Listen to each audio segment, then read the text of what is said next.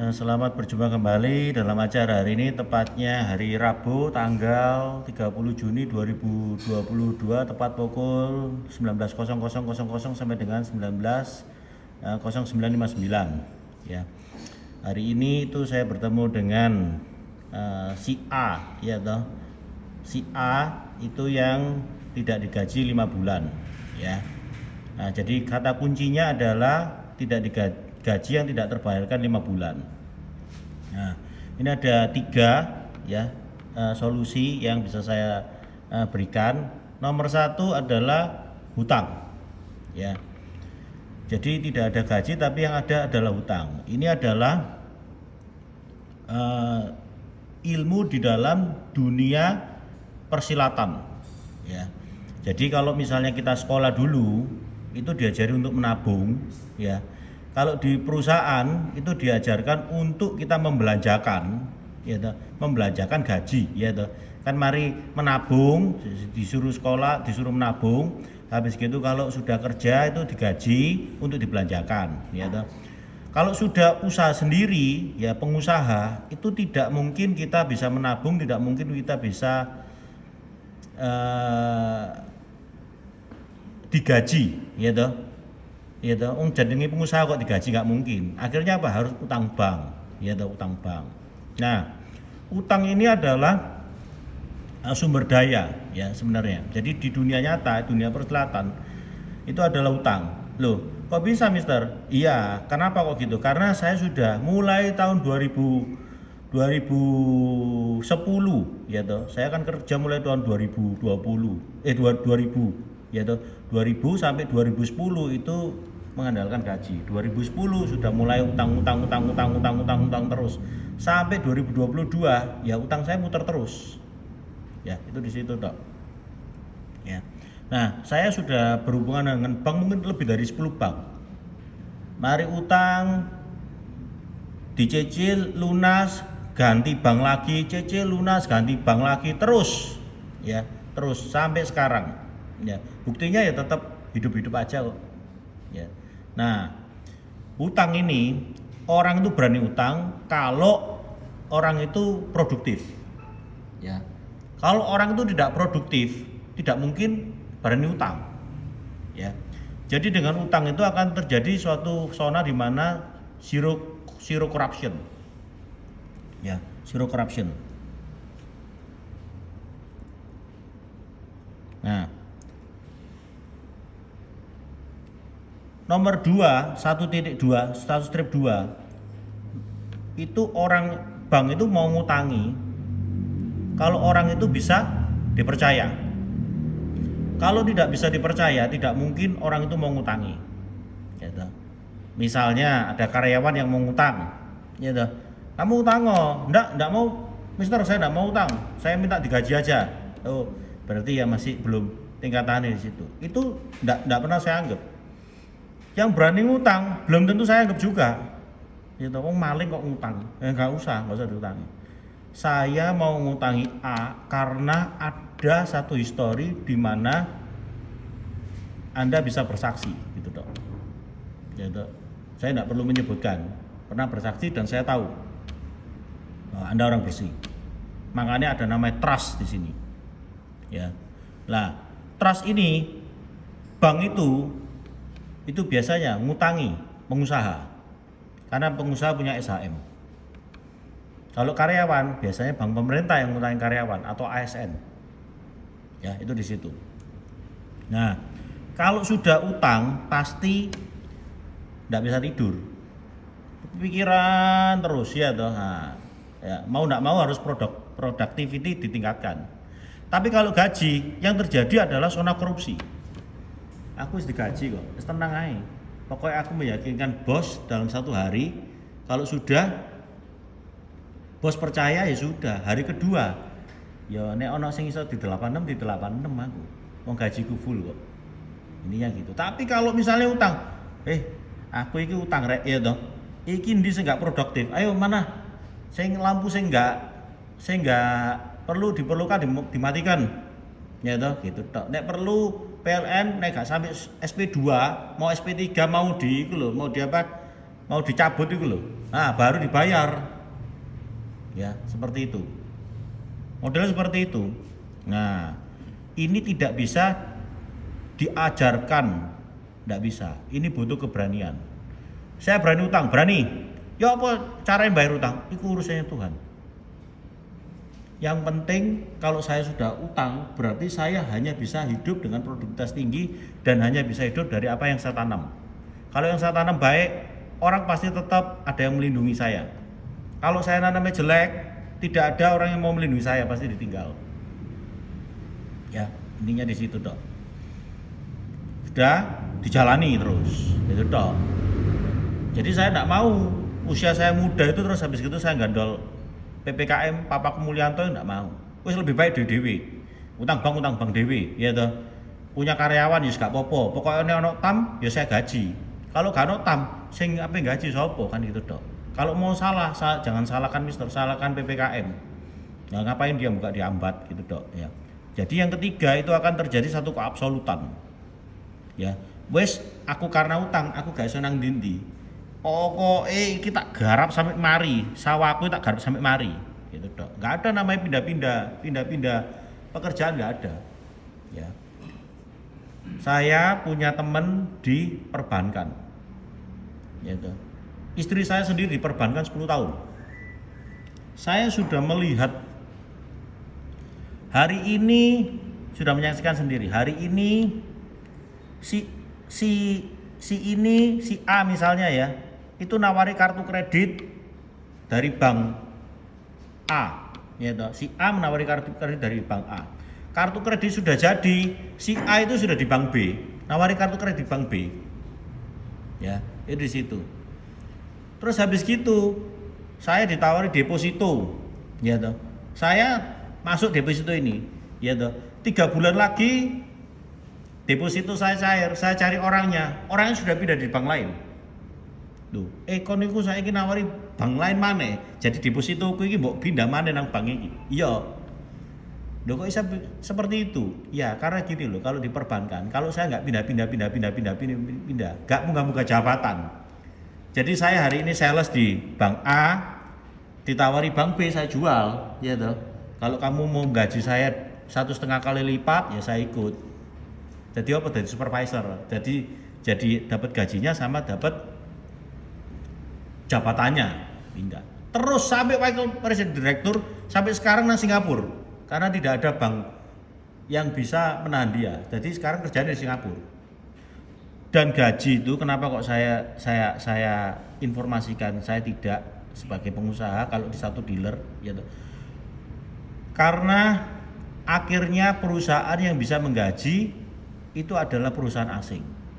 Perbankan gaji yang paling tinggi di Indonesia ini lah dipegang perbankan sih. Akhir perbankan gulung tikar kabeh sing swasta. Lek gak jadi BUMN ya diakuisisi sama bank asing. Gitu toh. Ya toh. Dealer yang bisa ya sih megap-megap. Saya yakin PPKM itu. Oh iya kirim ini barang. Ingatan kata-kata saya. Ya. Meskipun stoknya banyak gini barang, ya toh. Ya toh, Arik si Bonobo itu loh. Ya, tak sebut aja Bonobo, ya toh. Ya, kera yang bercinta itu loh. Ya toh. Itu kalau ketemu saya Melayu pasti. Tadi sudah ketemu Melayu. Ya, lihat aja nanti. Ya. Itu kalau misalnya dijual semuanya, belum tentu nutup utangnya PPKM. Perusahaan itu sehat nggak sehat bukan dari stoknya, dari likuiditas. Nek perusahaan ini tutup sekarang, iya toh, sertifikatnya nang di wis ngono tok. Intinya gitu tok.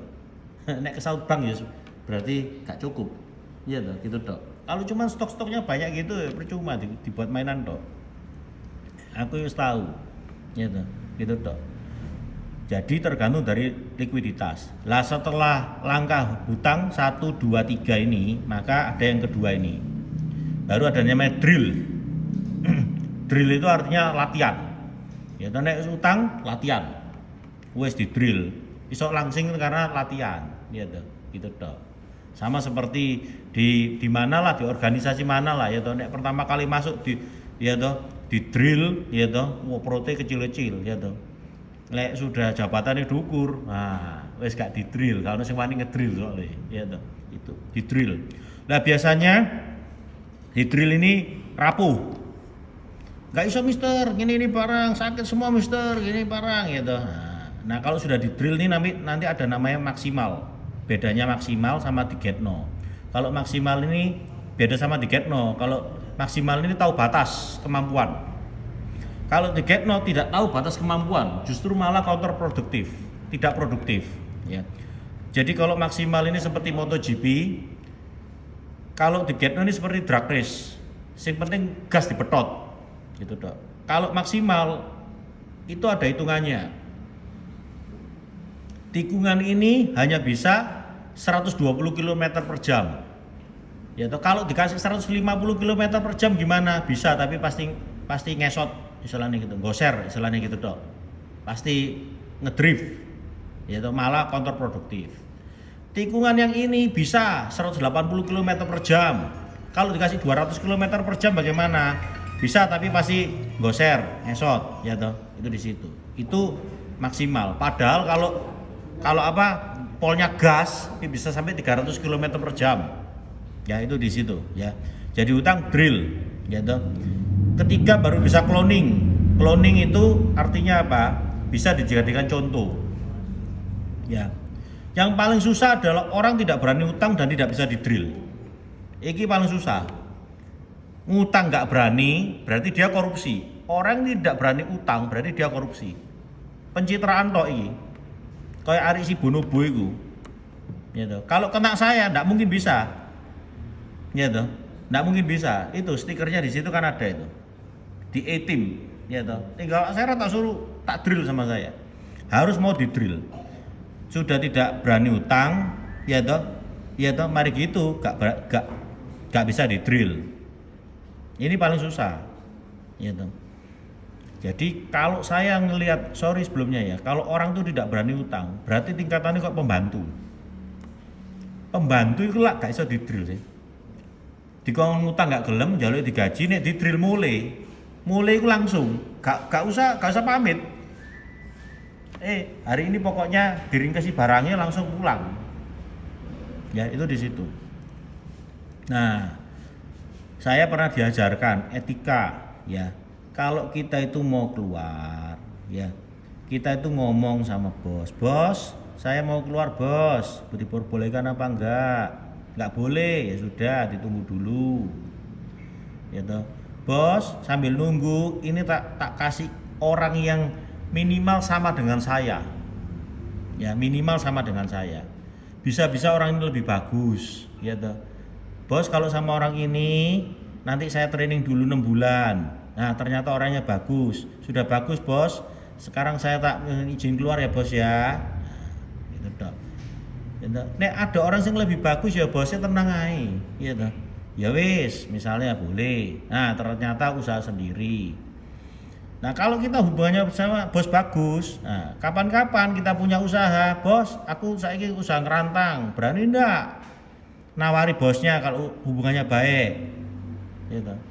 Ya pasti berani, ya toh. Itu kalau berhasil, ya toh, dari pengusaha pun berhasil.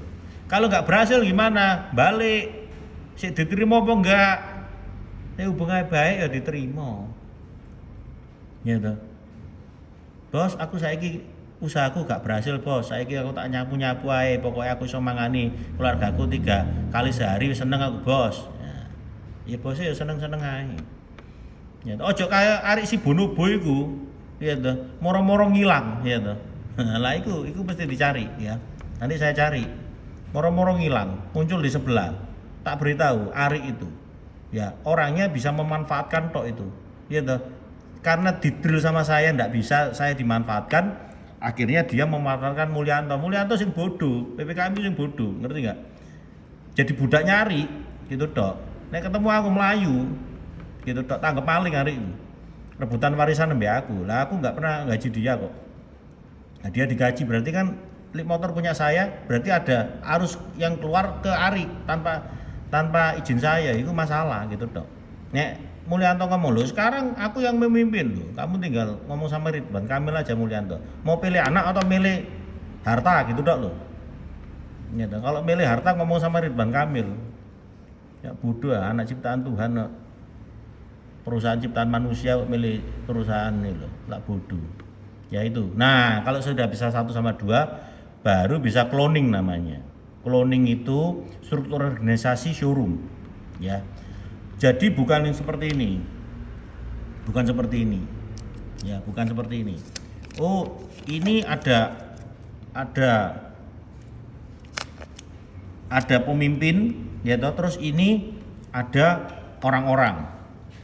Ya toh, ini bos misalnya, ya toh. Ini pemimpin, ini orang-orang.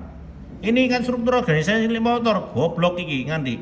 Ini ya karena tidak megang cabang, akhirnya ini cuma bisa politik tok. Ngerti nggak? Dia bisa memanfaatkan anak buah ini untuk nyerang bos iki. Gitu tok loh. Kalau ini tidak ada pemimpin juga nggak bisa. Ya toh, pertama kan tidak ada pemimpin gini, ya toh. Akhirnya terus ada pemimpin gini, ya toh. Ini salah. Ini salah. Yang benar ya apa? Ini harus jadi namanya contoh, yang ini nyontoh ini, yang ini nyontoh ini, itu benar. Sing bisa gini itu siapa? Bakwan Kapasari. Pusatnya ada di Pasar Atom. Dia buka cabang, ngambilnya bakwan itu dari sini. Bukan ini punya sendiri, nggak bisa cloning nanti akhirnya. Kualitasnya bisa beda. Jadi yang benar itu ini harus jadi yang bagus, yaitu misalnya ini Pamekasan jadi bagus. Nanti Amat itu di-cloning dari sini. Nanti Mojokerto itu di-cloning dari sini. Bukan di-cloning dari sini, bukan dari sini. Jadi kalau ada yang nggak beres, ini nggak beres, berarti ini yang salah. Kalau ini nggak beres, berarti ini yang salah. Kalau kayak gini, ada yang nggak beres, ini nggak tahu yang siapa yang salah. Iki tok disalahkan, iki keluar, iki jebol, gitu loh. Nah ini gini, ini namanya urutan. Jadi kalau punya 3 anak pertama ini namanya ing ngarep Suntulodo, ing Madya Mangunkarso, Tutwuri Handayani, gitu tok. Sing penting sing ngarep iku sing apik, ngono tok lho, sing apik, gitu tok. Harus jadi teladan gitu. Namanya cloning. Tadi struktur organisasi showroomnya itu seperti itu. Nah, saya tidak perlu menggunakan psikotes. Mungkin Amat kalau di tempat lain gitu, itu menggunakan apalah segala macam lah, psikotes lah apa, di interview gini barang. Nggak usah.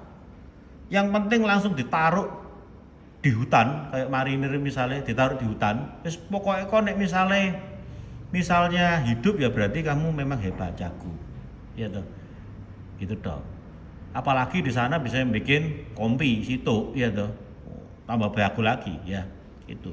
Peluru sama. Kalau saya tidak akan memberikan peluru pada anggota saya. Kalau misalnya saya pemimpin organisasi yang seperti itu, yang resmi seperti itu, saya tidak akan memberikan peluru. Kau ono jenenge, kon tak jatah peluru pokoknya ben bulan kamu tak kasih 100 butir peluru, bulan depan kasih 100 butir peluru, itu lah pada gaji, ya tuh. Gak ono, kayak gitu, itu menimbulkan satu kesempatan untuk korupsi. Ya gak digawe bedil lawan, digawe bedil kijang, 1 paha 1 juta, 4 paha 4 juta, gitu dong, ya tuh. Terus bagaimana? Tak bikin utang. Semua tidak boleh pegang peluru. Yang mau dapat peluru lawan, ya toh, kan istilahnya kan hitungannya senjata, bukan hitungannya orang, bukan nyawa, bukan hitungan senjata. Yang penting berapa senjata bisa direbut, berarti kan itu peluru. Oke, sekarang si A misalnya mau utang berapa, saya hitung utang 100 peluru dulu, ya wes, tak kasih 100 peluru, balik itu 200 peluru, berarti benar-benar ditembakkan ke lawan. Ya itu kan nggak mungkin rusak mbak peluru, ya tuh, senjata nggak mungkin, ya tuh. Itu jadi memberikan uang untuk menghasilkan lebih banyak, itu produktivitas. Lah nek pokok dijatah 100 peluru ben bulan, ya sing dipakai nembak kijang gak ono baleke, sisane dijual. Itu tok. Ono sing dijual nang lowak, ono sing digawe latihan ketangkasan. Dodol nang pengacara. Ayo latihan nembak bareng ngono, ya gitu. Nah yang ketiga, ya 3.2 ini adalah utopia. Ya, akhirnya adalah utopia. Utopia itu adalah rahayu. Ya. Rahayu itu artinya apa? Suatu kondisi di mana tidak ada lagi namanya kejahatan. Semua itu aman tentram dan yang penting semua itu gratis. Itu dok. Jadi bisa kumpul keluarga, suami istri, bawa anak ke sini ya gak popo, ya toh. Ya toh gitu. Iya kalau misalnya ya kamu nggak digaji tidak diutangi terus mari dulu perusahaannya mono gak ono iki ya memang tidak semua orang bisa mendapatkan fasilitas ini memang tidak digaji tidak diutangi ya mari ngono dipinjem pakai warisannya Mr. Presiden apakah kamu mau pakai ketintang iki silakan apa kok kamu mau pakai Mojokerto silakan gitu sak warepmu kan ngono tok. Iki lho kuncine cekelen. Gitu tok. Berapa yang dipercayakan? Gitu tok aja. Misalnya tanah ini wis ketok moto. Ya toh tanahnya tok 300 meter ya toh 15 juta. Kalian 3 berarti 4,5 M. Kalikan 2 berarti 9 M. Wis ngono ae lho. Gitu. Bangun kayak gini bisa dihitung. Nek dua satu lantai tapi 2 petak gini ya paling enggak 5 M. Tadi 14 M.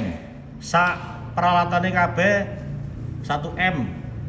Ya berarti 15 M kunci di tangannya Anda. Tinggal iso muter apa enggak.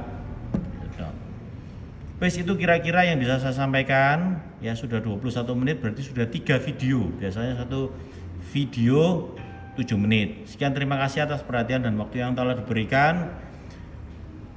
Pasti utopia, ya atau istilahnya pasti rahayu. Itu yang semboyannya satu dealer sekarang. Terima kasih.